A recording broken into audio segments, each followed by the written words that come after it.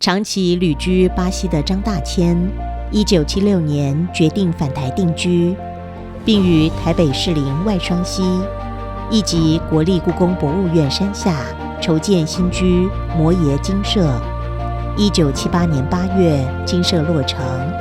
张大千迁入新居湖山隐居，正是此时之作。湖山隐居延续张大千1960年代以来的泼墨山水画法，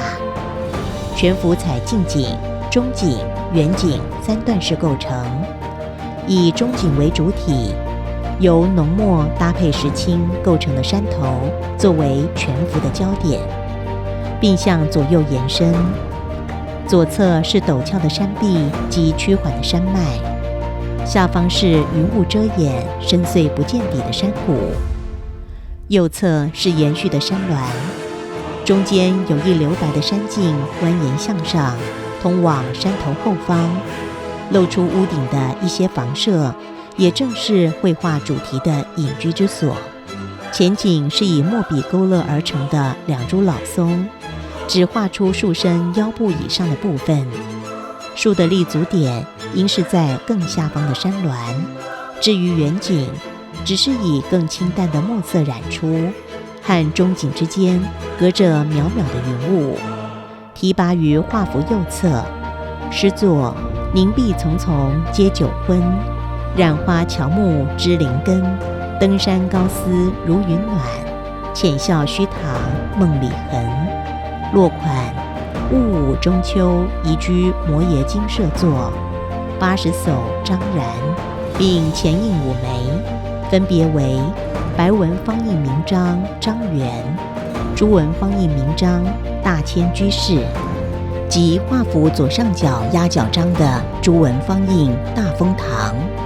和白文方印闲章己亥己巳戊寅辛酉，朱文方印闲章德兴手印。出生四川内江的张大千，其实和台湾有着相当深厚的渊源。早在1949年两岸分治的变局中，张大千便率先来到台湾举行画展。尽管之后西眷占据香港，1954年更移居巴西，辟建巴德园，但始终和台湾保持着密切关系。1955年，台北国立历史博物馆开展，他和溥心畬、黄君璧成为中华民国政府宣誓代表中华文化正统的渡海3家。而1959年，更在国立历史博物馆举办大型个展，出版画册。随后，即由该馆策划欧洲巡回展，声名更广。1960年，张大千返台，游览各地名胜，并完成系列泼墨荷花之作，开此后泼墨风格之先河。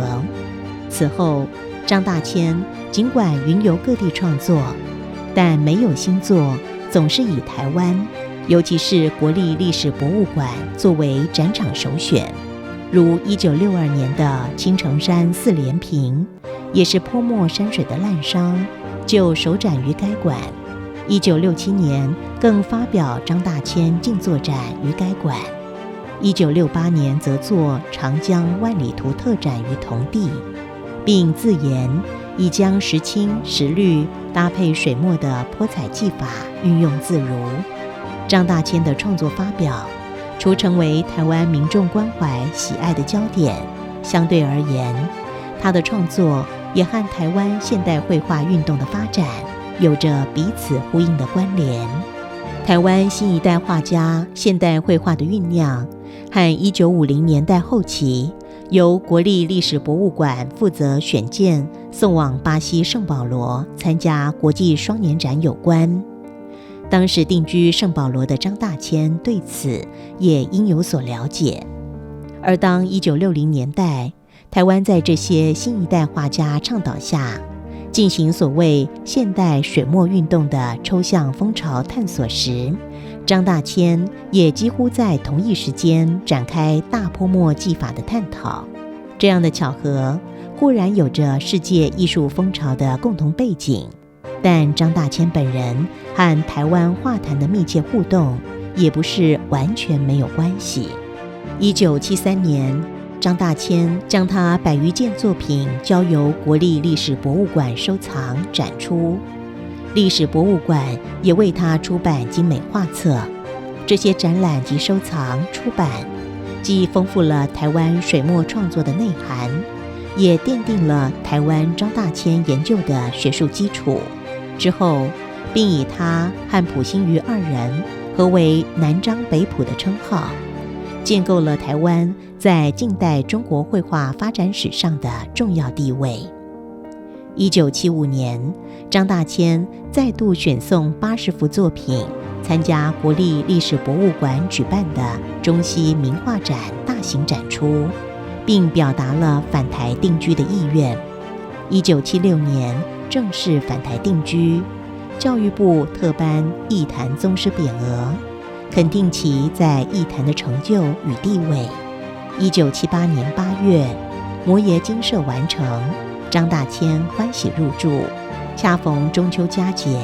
张大千便以精善的泼墨手法完成《湖山隐居》一作，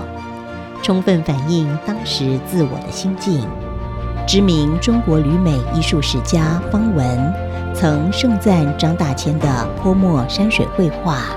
张大千享有东方毕卡索的称誉，他的粗笔风格深受西方观众的喜爱，在东西艺术间搭起了一座沟通的桥梁。在他生命中的最后20年里，张大千不断实验泼墨画的技巧，而在有意无意间，他尝试补带中国艺格泼墨的个人主义画风，